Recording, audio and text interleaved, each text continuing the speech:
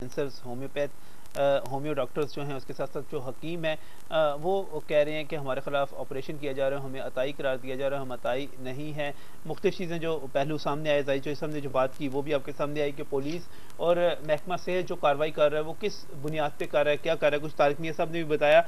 असल में इशू ये है कि शायद हमारे लोग जो हैं उनका क्या कह सकते हैं कि ज़राए आमदन कम है, फ़ीकस आमदनी कम है, पैसे उनके कम होते हैं, MBBS डॉक्टर की शायद फ़ीस वो बर्दाश्त नहीं करते, तो वो क्या करते हैं कि ऐसे डिस्पेंसर के पास चले गए, होम्योपैथ डॉक्टर के पास चले गए, हकीम के पास चले गए, पैसे कम वहाँ पे खर्च होते हैं। तारिक भाई ये भी तो एक सर मैं ये मिथ है, मैं इसको क्लियर करना चाहूँगा, ये बिल्कुल टोटली गलत है। अच्छा, कि MBBS डॉक्टर पैसे ज्यादा लेते हैं। मैं बेशुमार आपको डिस्पेंसर 30-40 रुपए में, 50 रुपए में अपने दवाई भी दे आपको बताता हूँ, जो एक हफ्ते की दवाई 10-10 हजार रुपए की दे रहे हैं। अच्छा, हाँ जी बिल्कुल एग्जैक्टली। वो 2 नंबर किस्म के इलाज करते हैं ना, जो उस किस्म के चीजों पे चाहते हैं। वो क्वैक्स में इतने मतलब लोगों को बुखार शुखार में जरा इस किस्म की चीजों में, उसमें बावजूद आप कंपैरेटिव अगर लेट लें, हमारे कई मेंबर्स बड़े नॉमिनल रेट्स के ऊपर लोगों को मेडिसिन, गली मोहल्ले में डॉक्टर इतना महंगा नहीं है MBBS का। अच्छा सही। अच्छा, आप कुछ कहना चाह रहे थे? जी, मैं इस पे ये कहूंगा कि देखिए अक्सरियत गली मोहल्ले ऐसे हैं कि जहाँ पे MBBS है ही नहीं। बहुत सारे इलाके ऐसे हैं जहाँ पे MBBS डॉक्टर है ही नहीं। ना बिल्कुल नहीं कतई नहीं। आप देखें ना, बहुत सारे इलाके अभी हैं, बहुत सारे इलाके ऐसे हैं और बहुत सारे देहात ऐसे हैं जहाँ पे जो MBBS नाम से लोग वाकिफ ही नहीं, वहां पे MBBS है ही नहीं। वहां पे वही लाहौर की बात करें ना, हम लाहौर भी आए, लाहौर पे भी आए, तो लाहौर में बहुत सारे इलाके हैं जहाँ पे MBBS नहीं है। अगर जिस इलाके में MBBS, कोई इलाका बता दें, मैं वहां पे MBBS डॉक्टर भेज देता हूं। मैं कहता हूं देखें आप चुंगी अमर सुदू में कितने MBBS बैठे हुए, चुंगी अमर सुदू में बहुत ज्यादा ना चुंगी अमर सुदू में बैंक स्टाफ पे आ जाए, वान मार्केट में आ जाए, कितने MBBS बैठे हुए हैं। अगर कोई एक आध बैठा भी हुआ है, अगर वो एक आध बैठा भी हुआ है तो उसकी 100 रुपए से कम फीस नहीं है, 100 रुपए की फीस है और बाकी आगे उसने दवाई लिख के देनी है। चलो ठीक है, लेकिन मैं आपको ये भी याद करा दूं, चुंगी अमर से तो पैदल थोड़ा सा चलेंगे ना तो वो जनरल हॉस्पिटल आई है, वो बंदा उधर भी MBBS के पास जाता है। अच्छा, असलम साहब कोई पॉइंट उठाना चाह रहे थे? मैं कहना चाह रहा था कि डॉक्टर साहब ने कहा कि ये इस तरह का मतलब ये नहीं होता। अब ये देखिए RHD एक डिस्पेंसरी होती है, रूरल हेल्थ डिस्पेंसरी। सही। अच्छा, उसमें सर उसमें ये होता है कि उसमें डॉक्टर साहब भी बता दें कि उसमें तैनात कौन होता है। एक डिस्पेंसर सर मेरी पहले सुनिए, एक डिस्पेंसर, एक मिडवाइफ और एक वार्ड बॉय। ये 3 लोग होते हैं। RHD में सर नहीं, RHD में की बात कर रहा हूँ, रूरल हेल्थ डिस्पेंसरी की बात कर रहा हूँ। वहाँ पे ये 3 लोग होते हैं जी। डिस्पेंसर तो बड़ा डॉक्टर हुआ ना, मैं वही तो बताने आपको चाह रहा था। वो मैं आपकी बात से। अच्छा, वो जनाब वो डिस्पेंसर जो है RHD में, वहाँ पे लोगों को देख भी रहा है और उनका जो ऐसे पेशेंट हैं जो रेफर करने वाले हैं, यानी कि पुरानी बात तो नहीं है कि सर नई बात अच्छा, मेरे पास रिकॉर्ड है। अच्छा, उसके बाद जो नई बात आपको बता रहा हूँ, वहाँ पे वो डिस्पेंसर सारा कुछ कर रहा है, ठीक है। वहाँ पे वो जनाब रेफरी के पेशेंट कर रहा है और पेशेंट को चेक भी कर रहा है। OPD रजिस्टर मेरे पास, मुझे अगर कहेंगे मैं आपको ला के दिखा दूंगा। OPD पे कैदा करते हैं एक, उसके बाद ये देखिए मैं बताता हूँ, मैं रिकॉर्ड में दिखाता हूँ हर चीज आपको। और उसके बाद दूसरी बात, हेल्थ वर्कर्स LHWs, उनमें ये है कि ये 8-8 पढ़ी लड़कियां होती हैं, उनके बैग में 40-40 दवाइयां होती हैं और घर घर जाके वो दवाइयां बांट रही होती हैं। सबसे बड़ी क्वैकरी तो गवर्नमेंट कर रही है। ओ भाई, बात ये है कि ये देखो एक 8 पढ़ी लड़की है, हमने चलो 1 साल की ट्रेनिंग की, क्या कहते हैं हम सर 1 मिनट, 1 साल की हमने ट्रेनिंग की, उसके बाद सारा कुछ पढ़ लिख के हमने सिर्फ करना फर्स्ट एड, किसी को मरहम पट्टी कर दी, किसी की सर दर्द पेट दर्द की दवाई दे दी, बस इतने तक।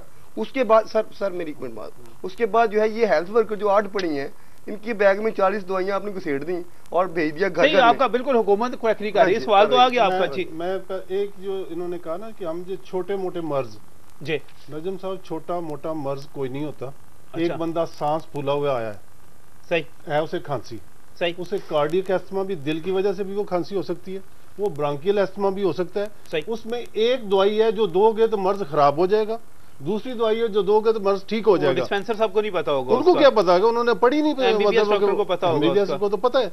अच्छा, वो लेके क्या है, खांसी या सांस फूला हुआ है, ठीक है जी, छोटा मोटा मर्ज कोई नहीं होता।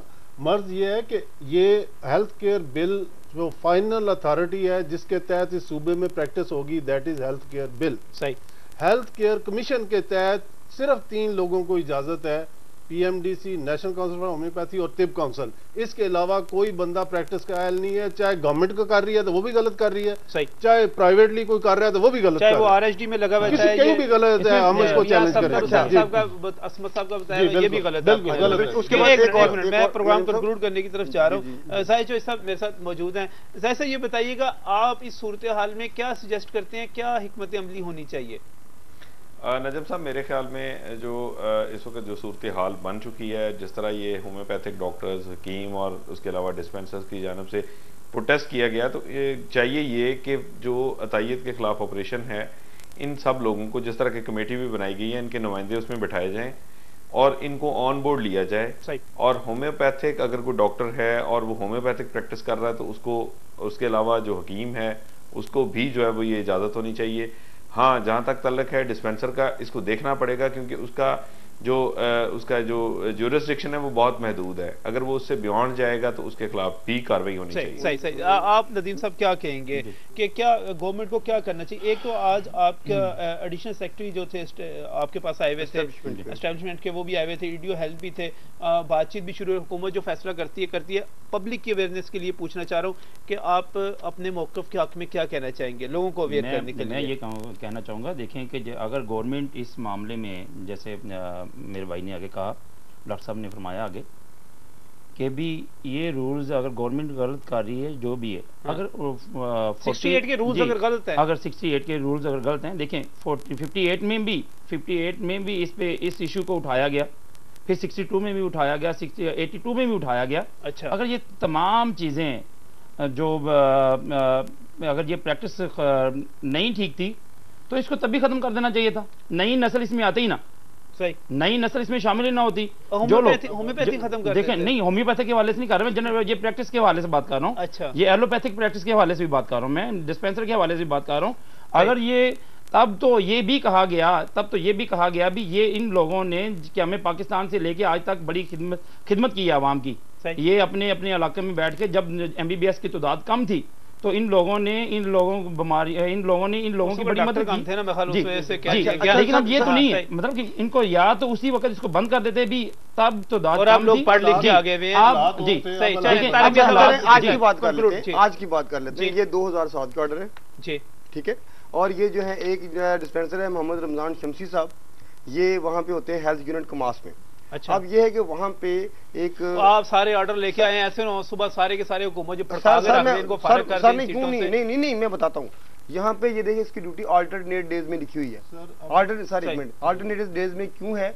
इसलिए है कि ये बंदा डॉक्टर, एक दिन डॉक्टर आएगा, एक दिन ये ओपीडी करेगा, एक दिन डॉक्टर आएगा, एक दिन ये ओपीडी करेगा। बिल्कुल क्लियर हो गया, पॉइंट ऑफ व्यू क्लियर हो गया। मैं लास्ट में मेरी बात सुन लें। लास्ट में ये है कि अब जो प्रैक्टिस कर रहे हैं 99% जो है गवर्नमेंट एम्प्लॉय डॉक्टर कर रहे हैं और वो डबल मजे ले रहे हैं। एक तो वो वो उसको प्रैक्टिस अलाउंस ले रहे हैं और दूसरे नंबर पे प्रैक्टिस भी कर रहे हैं। जी जी बिल्कुल।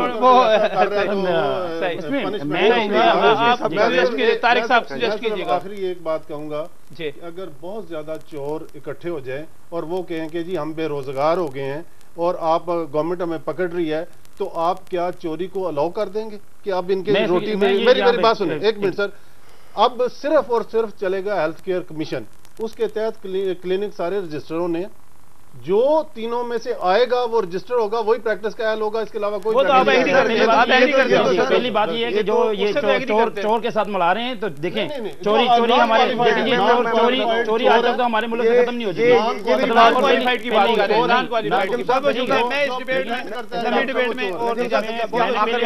बहुत बहुत शुक्रिया नदीम अशरफ साहब तशरीफ लाने के लिए। असलम साहब आपका भी बहुत बहुत शुक्रिया और डॉक्टर तारिक मियां साहब आपका भी बहुत बहुत शुक्रिया।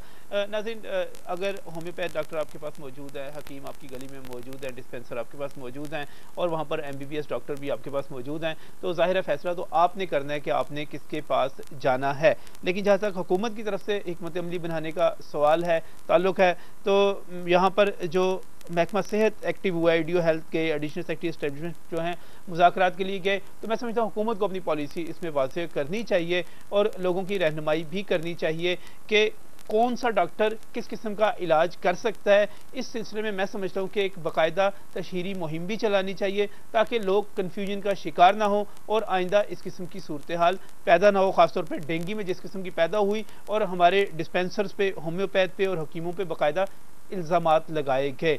आइंदा बेहतरी के लिए हम दुआगो हैं और चाहते हैं कि महकमा सेहत इसके लिए इकदाम भी करे। बहुत शुक्रगुजार हूँ जाहिद चौधरी साहब का भी जो हमारे साथ रहे। अल्लाह हाफ़िज़।